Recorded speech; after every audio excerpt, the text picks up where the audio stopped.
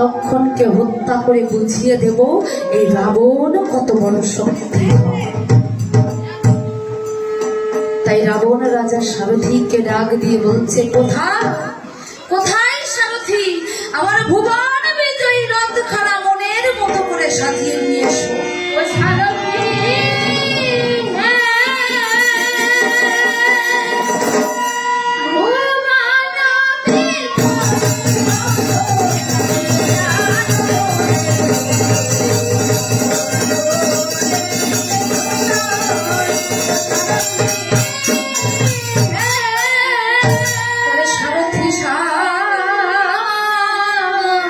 বলে রাজা ডাকে ঘনে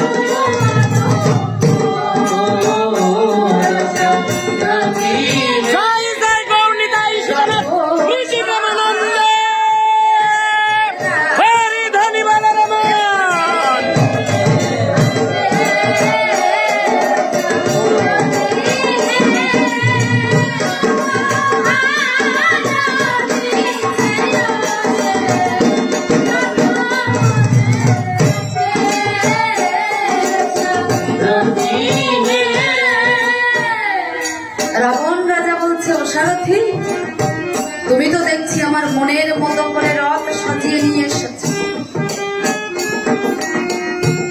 এবার আমার বানের মন্দির থেকে তুমি বান নিয়ে এসো।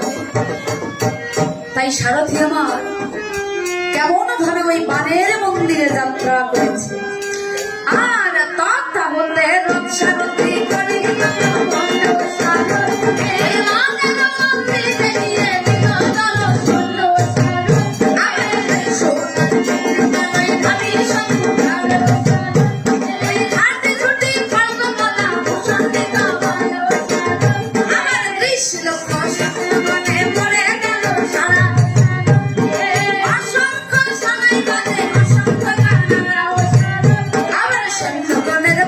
ভরে ওই গগনে মাঠে তুলি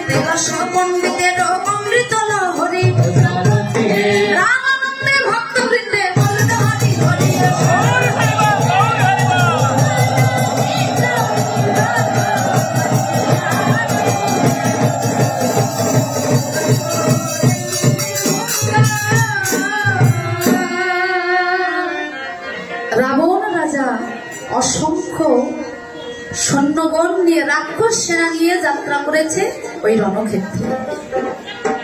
রণক্ষেত্রে প্রবেশ করেই দূর থেকে ডাক দিয়ে বলছে, কোথায় কোথায় হে ভিখারি রাঘব, সাহস থাকে তো একবার সম্মুখে এসো। তোমার ভাই লক্ষণ তস্করের ন্যায় ওই নিকুম্ভেলা যজ্ঞাগারে গিয়ে আমার পুত্র ইন্দ্রজিৎকে অন্যায় ভাবে হত্যা করেছে। তাই আজ আমি ওই লক্ষণকে হত্যা করে বুঝিয়ে দেব এই রাবণ কত বড় শক্তিধর। চিৎকার শুনে প্রভু রামচন্দ্র দৌড়ে গিয়ে ভাই লক্ষণকে বুকে জড়িয়ে ধরেছে। ওরে ভাই লক্ষণ, চল ভাই আমরা দেশে ফিরে যাই। ও ভাই, এই বলে এসে আমি আমার সীতাকে হারিয়েছি, আর আজ যদি আমি তোকে হারিয়ে ফেলি আমার এ দেহে যে প্রাণ থাকবে না রে ভাই। তাই চল ভাই আমরা দেশে ফিরে যাই, ওই জানকী উদ্ধারে।